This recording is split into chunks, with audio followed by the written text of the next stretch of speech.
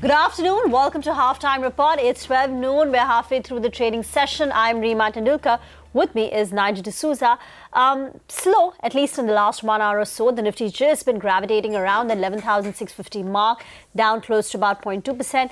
Mid-caps just a shade better. The advanced decline ratio marginally in favour of the gaining side. Hi. Hi, Reema. Well, the stock that's really doing well currently is Tata Motors, irrespective of what's happening with the market.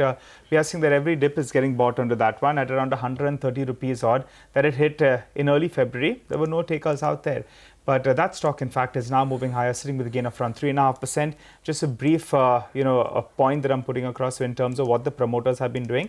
They bought more than 2 crore shares in August 2018. And at that point of time, the share price was 250 rupees, 260 rupees odd. Then in the fourth quarter, they bought close to 3.2 crore shares. And that average price will be roughly around 150, 160, maybe 165 rupees. So an average price in terms of their promoter buying will be at around 210 rupees per share. So currently, in fact, the stock is a little higher than that. Finally, promoters making some money on more than 5.5 crore shares that they purchased in FY19. So just keep that in mind. Though the stock is still off the 350 mark odd that it had hit earlier. From the lows, it's rallied nearly around 65% from the lows that we saw in February 2019. We'll talk about that and more. First up, running you through all the top stories. The market trades flat with a negative bias on global growth concerns, dragged down by financials and IT. Tata Motors bucks the trend today. Asian markets a week after the International Monetary Fund 2019 growth forecast is been cut to 3.3%. Also, they say there are some issues with the way India calculates its growth rate. But the Federation of Automobiles Dealers Association says the worst for the auto industry is now behind them. They expect plateauing of the declining demand and say inventory levels have receded across segments. Wipro gains and reports that SEBI has given its nod for a $1.7 billion buyback. And Jet Airways is under pressure after the lenders of the beleaguered airline do not get even one bid for the proposed stake sale. The last date for submission of expression of interest is today.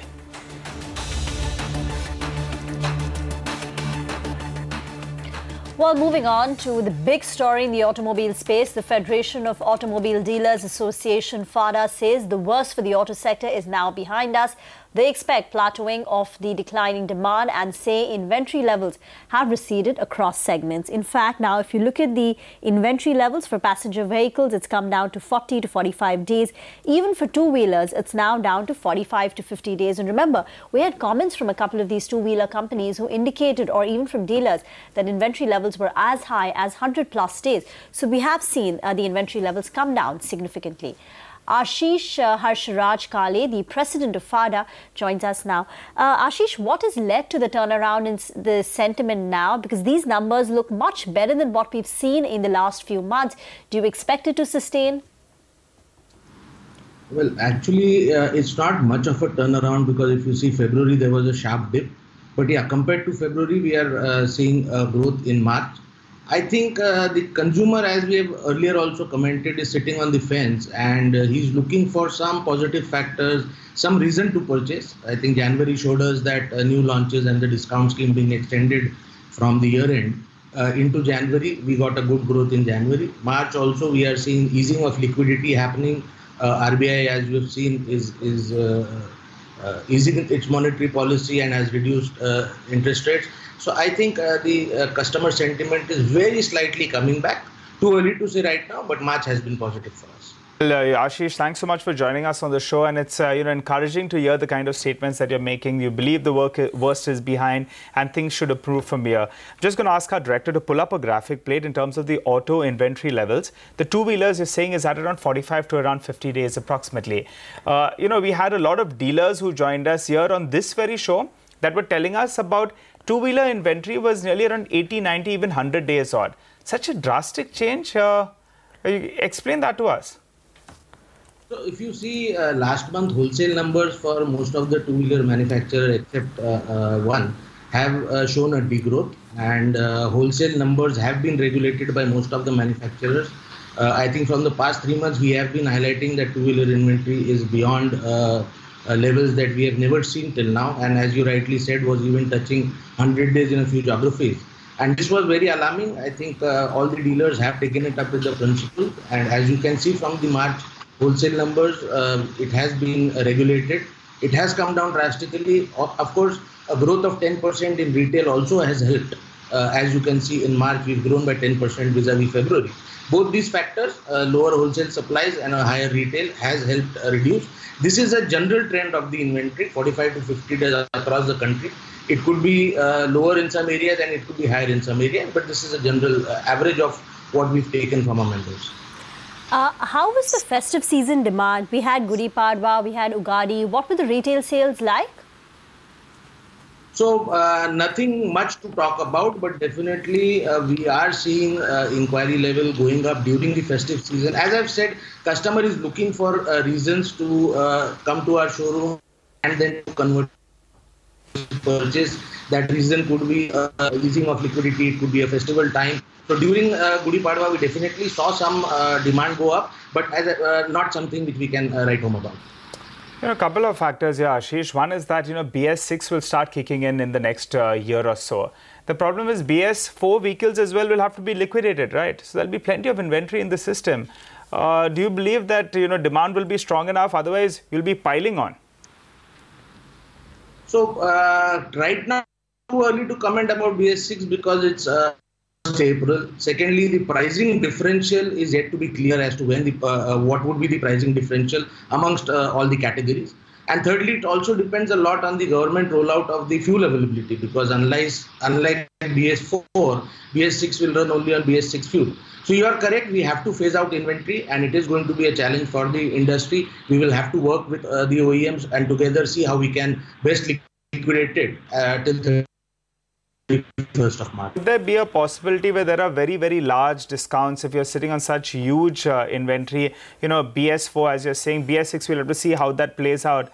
But could discounts be the way?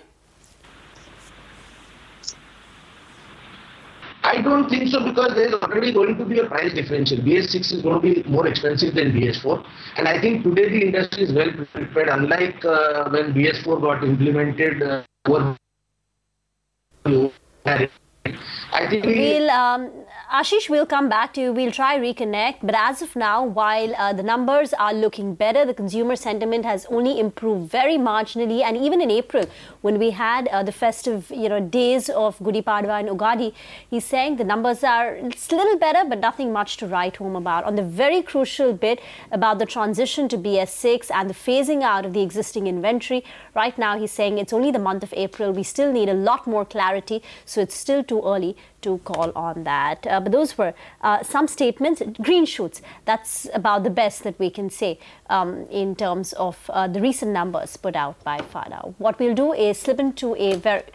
Okay, before that, let's just, go across to my colleague Sonia for the key takeaways on what she understood from this discussion with Ashish. And also, Sonia, you've, read a very interesting report coming in from Elara, where they are talking about the discounts for Maruti have fallen in the month of April. What is the dealer feedback?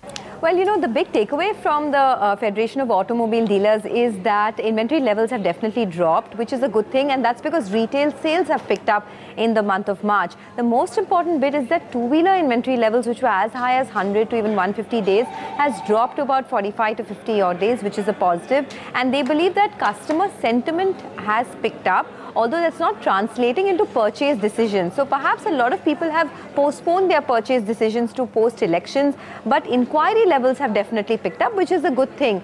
So green shoots, as you said. Now, Elara has done a check with dealers as to what's happening on the discounting front. Remember, for companies like Maruti, last quarter discounts were at record highs at almost 25,000 rupees per unit on an average. That has fallen, which is a positive, of course, for companies like Maruti. So Elara says that discounts on Maruti cars overall has fallen by 26% in April over Q4 of FY19.